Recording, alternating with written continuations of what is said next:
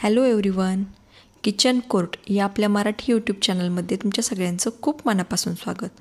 आज आपण खमंग आणि चवदार अशी खोबऱ्याची चटणी बघणार आहोत. त्यासाठी आपल्याला खोबरं, लसूण, लाल तिखट आणि जिरे लागणार आहेत. सगळ्यात अगोदर आपण कढईमध्ये जिरे छान लालसर असे भाजून घेणार आहोत. जिऱ्यांमुळे चटणीला खूप असा खमंग आणि छान असा फ्लेवर येतो. मी अगदी थोडे अर्धा चमचा जिरे घेतलेले आहेत, ते आपण छान भाजून घेणार आहोत.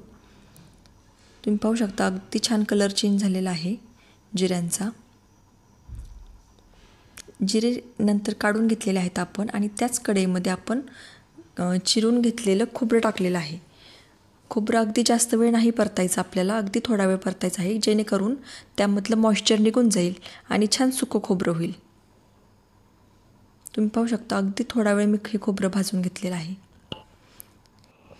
मी गॅस बंद केलेला आहे आणि आपण आता हे खोबरं थंड करून घ्यायचं आहे. थंड झाल्यानंतर आपण ते बारीक करून घेणार आहोत. तुम्ही पाहू शकता अतिशय थोडा वेळ अगदी लालसर रंगावर मी भाजलेला आहे, खूप जास्त लाल केलेलं नाही. आता आपण मिक्सरच्या भांड्यामध्ये खोबरं, लसूण पाकळ्या, भाजून घेतलेले जिरे, लाल चटणी, मी 2 चमचे लाल चटणी घेतलेली आहे, तुम्ही तुमच्याच आवडीनुसार घेऊ शकता कमी जास्त,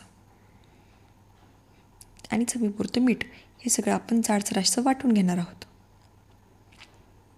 माझ्या चॅनलला सबस्क्राईब केलं नसेल तर नक्की सबस्क्राईब करा, म्हणजे मी नवनवीन रेसिपीज तुमच्यापर्यंत पोहोचवत राहील. तुम्ही टेक्स्चर पाहू शकता चटणीचं, अतिशय छान अशी झालेली आहे आपली चटणी.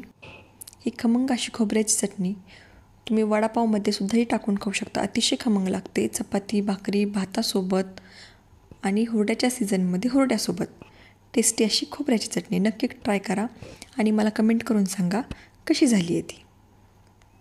Thank you so much.